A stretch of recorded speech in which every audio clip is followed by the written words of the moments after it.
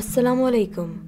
Channel पे खुश आमदीद। न्यू वीडियो अपडेट्स के लिए चैनल को सब्सक्राइब कर लीजिए और बेल आइकन को प्रेस कर लीजिए। नाजरीन, एक बादशाह की 7 बेटियां थीं। एक दिन बादशाह बहुत खुश होता है और अपनी 7 बेटियों को बुलाकर पूछता है कि मैं तुमसे एक सवाल पूछूंगा और अगर जवाब अच्छा लगा तो तुम्हारा मनचाहा इनाम दे दूंगा। सब एक कतार में खड़ी हो जाओ और एक एक करके बताओ कि तुम किसका दिया खाती हो और किसका दिया पहनती हो। बादशाह से 6 बेटियों ने कहा, अब्बा हुजूर, आपका दिया खाते हैं और आपका दिया पहनते हैं। आप ही की वजह से हमारी ये शान और शौकत है। ये सुनकर बादशाह बहुत खुश हुआ और सबको इसकी मनपसंद चीज़ दे दी गई। जब सबसे छोटी बेटी की बारी आई तो उसने कहा, मैं अल्लाह का दिया खाती हूँ और अपनी किस्मत का पहनती हूँ। ये मेरा नसीब है। बादशाह ये सुनते ही आग बगोला हो गया और कहने लगा, ए कमबख्त, तूने मेरी नाशुक्री की, तुझे इसकी सज़ा ज़रूर मिलेगी। शहज़ादी ने कहा, जो हुक्म अब्बा हुजूर। बादशाह ने सिपाहियों को हुक्म दिया कि जाओ इसे जंगल में छोड़ आओ, मैं भी देखूं कि ये मेरे बग़ैर कैसे अल्लाह का दिया खाती है और अपने नसीब का पहनती है। शहज़ादी से तमाम ज़ेवरात ले लिए गए और खस्ता हाल कपड़ों में बग़ैर किसी साजो सामान बादशाह के हुक्म के मुताबिक जंगल में तन्हा छोड़ दिया गया। लेकिन शहज़ादी बहुत मुतमईन थी और अल्लाह पर तवक्कुल करती थी कि जो इसने रिस्क और ऐशो इशरत मेरे नसीब में लिखी है वो मुझे ज़रूर मिलेगी। सब सिपाही शहज़ादी को छोड़कर वापस चले गए। शहज़ादी जंगल को देखने लगी और चारों तरफ दरख्त ही दरख्त थे। दोपहर से शाम होने वाली थी कि शहज़ादी ने सोचा कि क्यों ना कुछ लकड़ियाँ जमा कर लूँ ताकि रात को आग जला लूँ, फिर कोई जंगली जानवर पास नहीं आएगा, रात भी गुजर जाएगी। शहज़ादी जंगल में लकड़ियाँ ढूंढने निकल पड़ी।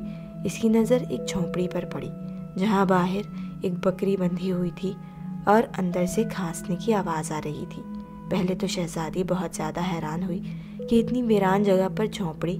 जब वो झोंपड़ी के अंदर दाखिल हुई तो क्या देखती है कि एक बूढ़ा ज़ईफ़ एक चारपाई पर लेटा है और खांसते खांसते पानी पानी पुकार रहा है। शहज़ादी इधर उधर देखती है तो एक कोने में पानी का घड़ा पड़ा हुआ दिखाई देता है।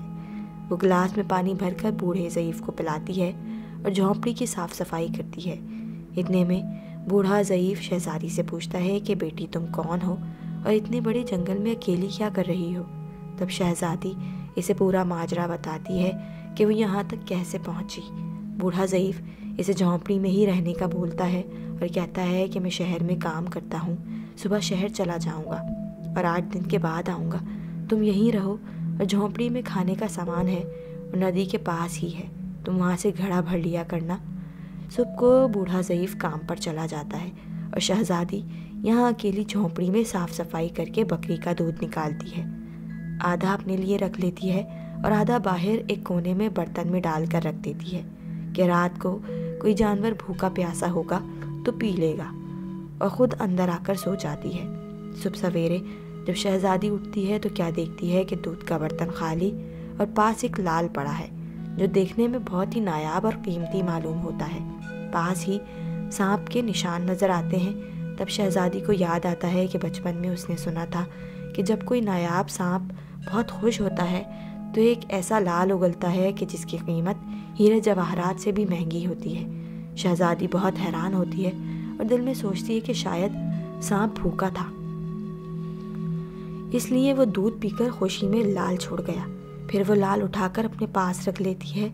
फिर अगली रात शहज़ादी बर्तन में दूध रख देती है और अगली सुबह जब देखती है तो फिर एक लाल वहाँ मौजूद होता है।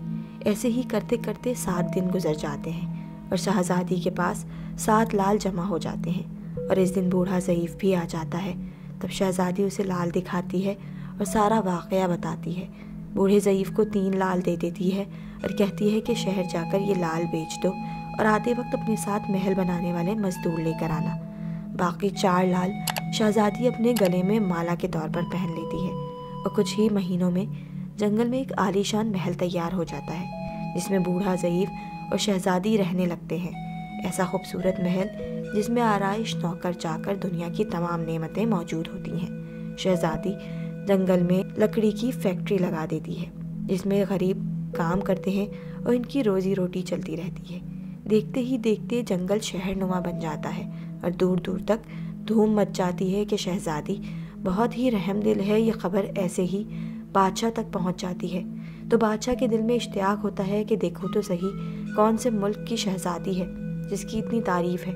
بادشاہ سپاہیوں کے ہاتھ پیغام بھیجتا ہے شہزادی سے ملنے کا۔ یہاں شہزادی کے سپاہی جب شہزادی کو بتاتے ہیں تو شہزادی یہ حکم دیتی ہے کہ بادشاہ سلامت ایک ہی شرط پر ہم سے مل سکتے ہیں کہ وہ اپنی تمام بیٹیوں کے ساتھ آئیں۔ سپاہی جا کر بادشاہ کو پیغام دے دیتے ہیں۔ ایک دن بادشاہ اپنی تمام بیٹیوں کے ساتھ شہزادی کے محل جاتا ہے۔ شہزادی ان سب سے چہرے پر نقاب پہن کر ملتی ہے اور ان کے لیے 7 رنگ کے کھانے پیش کرتی ہے اور ہر کھانے کے ساتھ اسی رنگ کا جوڑا زیورات پہن کر آتی ہے۔ محل کی شان و شوکت خوبصورت تھی اور شہزادی کا انداز بادشاہ اور باقی تمام شہزادیوں کو بہت حیران اور متاثر کرتا ہے۔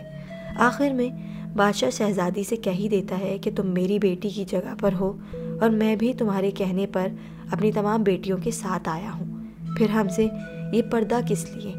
بہت اصرار پر شہزادی یہ کہتی ہے کہ ٹھیک ہے، میں تیار ہو کر آتی ہوں۔ جب سب شہزادیاں آپس میں سرگوشی کرتی ہیں کہ اتنی تو تیار ہے، اتنے مہنگے زیورات پہنے ہوئے ہے، اب اور کتنا تیار ہو کر آئے گی۔ اتنے میں کیا دیکھتے ہیں، دور سے ایک خستہ حال کپڑوں میں کوئی آ رہا ہے اور غور کرنے پر بادشاہ کو یاد آتا ہے کہ یہ تو ابھی تک زندہ ہے۔ میں تو سوچتا تھا کہ اسے جنگل کے جانور کھا گئے ہوں گے، اور جب میں نے اپنے سپاہیوں کو اس کی خبر لینے بھیجا تھا تب انہوں نے بتایا تھا کہ وہاں شہزادی کا کوئی نام و نشان نہیں ہے۔ تو یہ کیسے ممکن ہے؟ بادشاہ خوشی سے جھوم اٹھتا ہے اور کہتا ہے کہ شہزادی کو بلاؤ، میں تمہیں شہزادی سے آزاد کروا کے لے جاؤں گا، چاہے وہ تمہاری قیمت میں میری ساری بادشاہت مانگ لے۔ یہ سنتے ہی شہزادی بولتی ہے، نہیں ابا حضور، میں ہی وہی شہزادی ہوں۔ میں نہ کہتی تھی کہ میں اللہ کا دیا کھاتی ہوں اور اپنے نصیب کا پہنتی ہوں، بس اسی اللہ نے مجھے کہاں سے کہاں تک پہنچا دیا۔ آج میں آپ سے بھی زیادہ امیر ہوں۔ پھر شہزادی اپنا تمام حال بیان کرتی ہے کہ وہ اس مقام تک کیسے آئی اور دکھاتی ہے کہ اپنے گلے کی مالا جس میں ابھی بھی 4 لال موجود ہوتے ہیں۔ یہ بات سنتے ہی باقی تمام شہزادیاں دل میں رشک کرنے لگتی ہیں اور سوچتی ہیں کہ اے کاش ہم نے بھی تب یہی کہا ہوتا کہ اللہ کا دیا کھاتی ہوں اور اپنے نصیب کا پہنتی ہوں۔ ناظرین، ہمیشہ اللہ تعالیٰ کی ذات پر یقین رکھو، وہ جس حال میں بھی رکھے ہمیشہ شکر ادا کرو۔